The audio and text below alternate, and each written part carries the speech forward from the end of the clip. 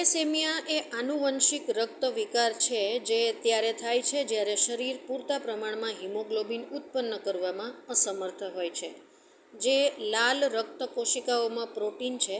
થેલેસેમિયાના પ્રારંભિક લક્ષણોમાં થાક, ધીમી વૃદ્ધિ, પેટમાં સોજો, ઘેરો પેશાબ વગેરે છે.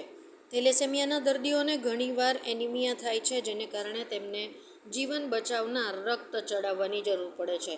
લોહી ચડાવવાની આવર્તન થેલેસેમિયાના પ્રકાર પર આધારિત છે. દાખલા તરીકે બીટા થેલેસેમિયા મેજર ધરાવતા લોકોને દર મહિને એકવાર લોહી ચડાવવાની જરૂર પડી શકે છે, જ્યારે ઓછા ગંભીર થેલેસેમિયાવાળા લોકોને ક્યારેક ક્યારેક રક્ત ચડાવવાની જરૂર પડી શકે છે. આ અંગે જાગૃતિ ફેલાવવા માટે દર વર્ષે 8મી મેના રોજ વિશ્વ થેલેસેમિયા દિવસ મનાવવામાં આવે છે.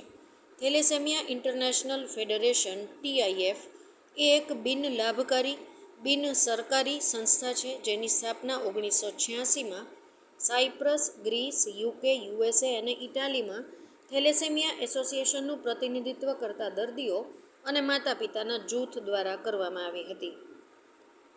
TIF એ પ્રથમ મે 8, 1994ના રોજ વિશ્વ થેલેસેમિયા દિવસની ઉજવણી કરી હતી. આ દિવસની સ્થાપના TIF પ્રમુખ પેનોસ એંગલઝોસના પુત્ર જ્યોર્જની યાદમાં કરવામાં આવી હતી, જેઓ રોગ સામે લડ્યા હતા. Hello uncle, hello.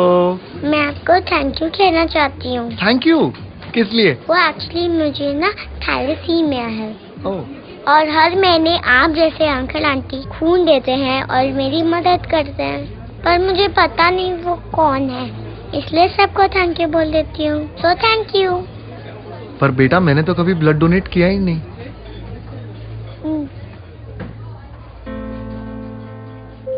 कोई बात नहीं, नेक्स्ट टाइम के लिए बाय. बाय. 18 साल की उम्र से रक्तदान करें, ये किसी की जिंदगी बचा सकता है. करके देखो. अच्छा लगता है.